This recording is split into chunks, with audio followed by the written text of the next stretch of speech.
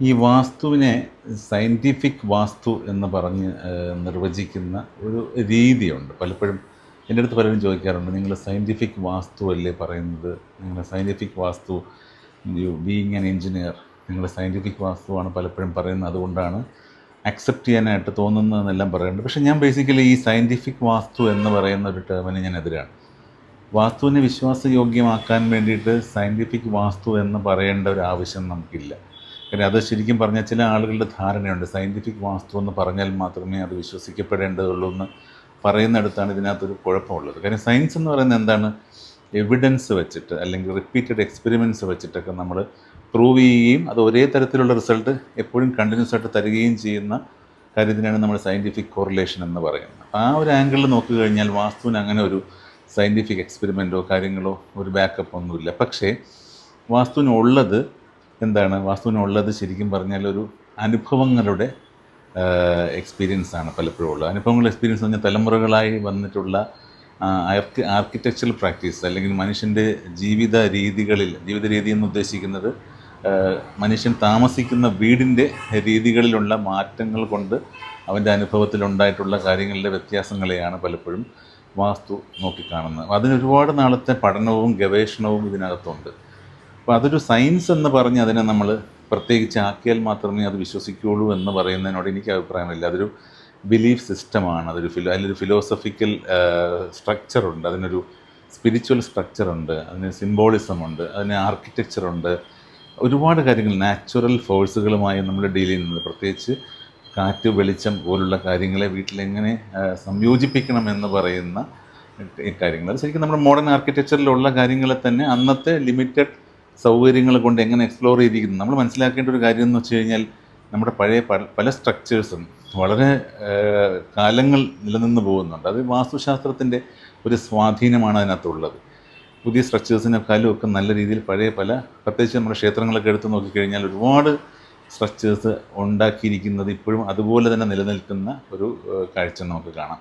അപ്പോൾ അതുകൊണ്ട് വാസ്തു എന്ന് പറയുന്നത് ഒരു സയൻസ് ആണെന്ന് പറഞ്ഞ് അതിനെ ലേബൽ ചെയ്ത് വിശ്വസിപ്പിക്കേണ്ട ഒരു ആവശ്യം, ഞാൻ ഒരിക്കലും അങ്ങനെ ഒരു രീതിയിൽ ഞാനൊരു വാസ്തുവിൻ്റെ പ്രചാരകനും വാസ്തുവിനെ അത്രത്തോളം സ്നേഹിക്കുകയും പ്രയോഗത്തിൽ വരുത്തുകയും ആളുകൾക്ക് അതിന് ഉപകാരമായിട്ട് ഒരുപാട് കാര്യങ്ങൾ ചെയ്യുന്ന ഒരാളാണ്. പക്ഷെ ഞാനൊരിക്കലും അത് ശാസ്ത്രമാണ് അതുകൊണ്ട് നിങ്ങൾ വിശ്വസിച്ച് പോകണം എന്ന രീതിയിൽ ഞാൻ പറയാറില്ല. അങ്ങനെ പറയുന്നത് തെറ്റാണ്.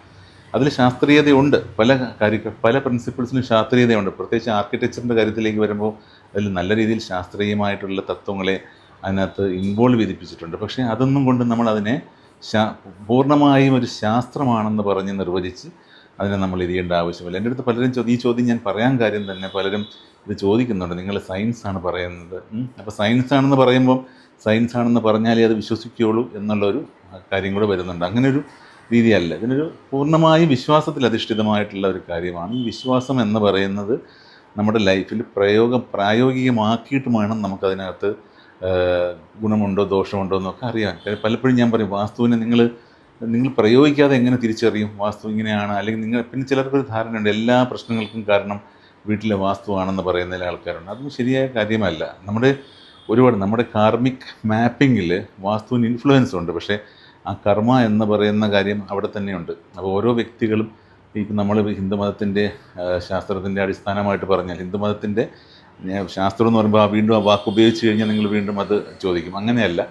ഹിന്ദുമതത്തിൻ്റെ പ്രാമാണിക ഗ്രന്ഥങ്ങൾ എന്ന് വേണമെങ്കിൽ നമുക്ക് പറയാം. പ്രാമാണിക ഗ്രന്ഥങ്ങളിലൊക്കെ പറയുന്നത് പോലെ നമുക്ക് ജന്മാന്തരങ്ങളായി വരുന്ന കർമ്മങ്ങളുടെ ഒരു മാപ്പിംഗ് നമുക്കുണ്ട്. അപ്പം അതിൽ പെട്ടെന്ന് ഇൻഫ്ലുവൻസ് ചെലുത്താൻ വാസ്തുവിന് സാധിക്കുന്നു എന്നുള്ളതൊരു സത്യം തന്നെയാണ്. കാര്യം പലരുടെയും ലൈഫിൽ ഞാനത് നോക്കിക്കണ്ടു. എൻ്റെ ഇത്ര നാളത്തെ എക്സ്പീരിയൻസിൽ ഞാൻ മനസ്സിലാക്കുന്നതെന്ന് പറഞ്ഞു കഴിഞ്ഞാൽ, പലരും ഈ പറഞ്ഞ വാസ്തുവിൻ്റെ ബുദ്ധിമുട്ടുകളെ തിരിച്ചറിയുന്നത് വളരെ ലേറ്റ് സ്റ്റേജിലാണ്. അതെന്തുകൊണ്ടെന്ന് പറഞ്ഞു കഴിഞ്ഞാൽ, ഈ വീട് വയ്ക്കുന്ന സമയത്ത് പലതും ചിന്തിക്കാതെ പല കാര്യങ്ങളും അനുഭവിച്ചതിന് ശേഷം ആരെങ്കിലും ഒരാൾ വന്ന് പറയും, നിങ്ങളുടെ വീടിൻ്റെ വാസ്തു കൂടെ ഒന്ന് നോക്കിക്കോളൂ എന്ന് പറയുമ്പോൾ വാസ്തു നോക്കുന്ന ഒരു ലെവലിലേക്കാണ് പലരും ചിന്തിക്കുന്നത്. അങ്ങനെയല്ല. ശരിക്കും നമ്മുടെ വീടിൻ്റെ പ്ലാനിങ്ങിൻ്റെ സ്റ്റേജിൽ തന്നെ നമ്മൾ വാസ്തു നോക്കുകയും അതിനകത്ത് പ്ലാനിങ്ങിൽ വാസ്തുവിൻ്റെ വെയിറ്റേജ് എത്രമാത്രം ഇൻവോൾവ് ചെയ്യിക്കാൻ പറ്റുമെന്ന് മനസ്സിലാക്കി കഴിഞ്ഞ് കഴിഞ്ഞാൽ, അത് ചെയ്യുകയും കൂടെ ചെയ്തു കഴിഞ്ഞാൽ നമുക്ക് ആ ബുദ്ധിമുട്ടില്ലാത്തൊരു കംഫർട്ടബിളായിട്ടുള്ളൊരു ലൈഫിലേക്ക് നമുക്ക് പോകാൻ കഴിയും. അതുകൊണ്ട് വാസ്തുശാസ്ത്രം എന്ന് പറയുന്നത് നിങ്ങളൊരു സമ്പന്നതയ്ക്കും സമൃദ്ധിക്കും വേണ്ടി മാത്രം ഉപയോഗിക്കുക എന്നുള്ളതല്ല. വാസ്തുശാസ്ത്രം മനുഷ്യൻ്റെ നന്മയ്ക്ക് വേണ്ടി പ്രയോജനപ്പെടുത്തുക എന്നുള്ളതാണ് ഞാനെപ്പോഴും ചെയ്യുന്ന ഒരു കാര്യം.